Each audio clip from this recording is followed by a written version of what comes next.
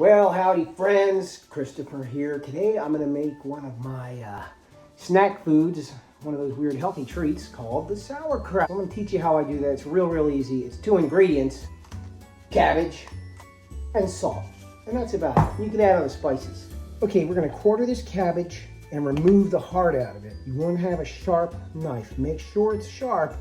You don't want to try chopping through any of these fall vegetables, pumpkin squashes with a dull knife, because you wind up chopping a finger off, and I kind of need most of these. Before we cut this thing, remove the outer leaves. You're going to need these things. Save them to the side.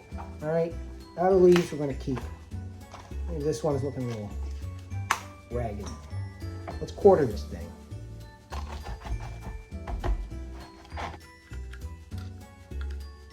Okay, cool. So now it's quartered. We're going to remove this heart, this tough piece. So that's all I'm doing. Chopping that off and going in trash.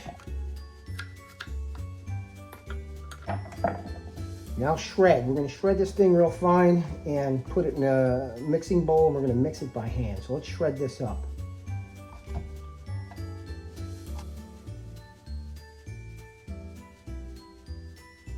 Okay, cool. Now we're going to transfer all of our shredded up cabbage into the old mixing bowl. So dump your cabbage in, and we're going to mix this by hand. First, you're going to add about a tablespoon of salt. Now, a tablespoon of salt, what's that for? I like to measure with my hands. So we're adding the salt. The salt's going to actually, like I said earlier, is going to extract the water out of these leaves. And what we're going to do now is massage this thing, break apart the cell walls, and make the fluid accessible so it can come and get leached, and it'll be leached out of this plant. It'll take about 5-10 minutes, depends on how strong your arms are. If you're super strong, you squeeze it real hard, it'll be a little quicker. Otherwise, just take your time, massage this thing out. You see how filled it is? It's going to shrink down. All right, let's go.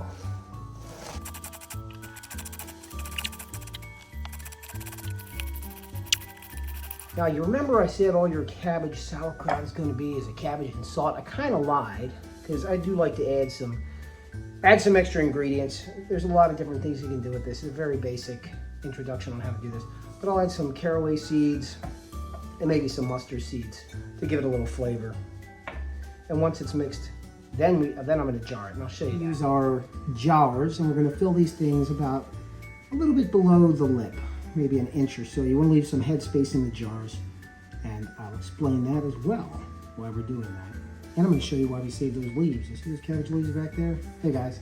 Okay, let's fill up our jars, and again, we're going to fill right to about here. We're going to leave some head space.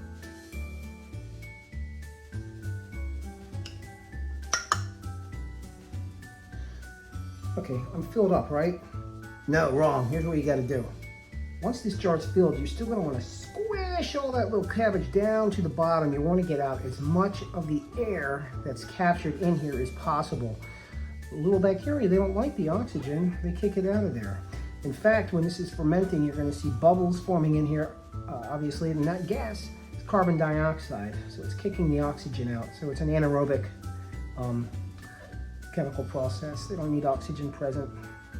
Okay, so your jar's filled up, and you're getting ready to put the lid on, so we're going to add a cabbage leaf. Let me show you what we're doing. Okay, so here's our jar, and what I did, and what you're going to want to do is push this cabbage down as hard as you can. You want to get it nice and tight and compact, because, see if you can show in there, you don't want to have any air bubbles in between here or in this mixture. You want it to be as free of air as possible. That's how the bacteria thrive, and they're going to, like I said before, they're going to metabolize the sugars in here in that brine. Now, what we save the cabbage leaf for is, as this is fermenting, it's going to want to rise. There's going to be carbon dioxide forming in here, and it's going to become buoyant. It's going to start to rise, and it's going to want to push out.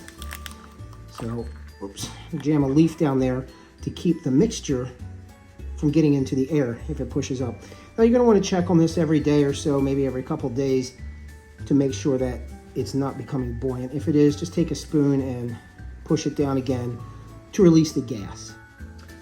All right, cool, you're done. Your homemade sauerkraut's ready.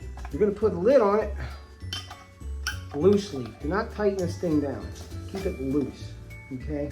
because there's gas coming out of here. It's going to want to gas out. So you don't want to have it on too tight. You don't want to explode your sauerkraut. So keep it on loose. Put it in a dark part of the house, covered or something.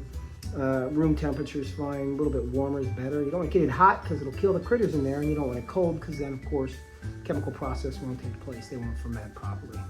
And in about 2 days or so, you'll smell it. It'll have that vinegar smell that sauerkraut has. Those are your little guys, your bacteria doing their job and fermenting this thing properly.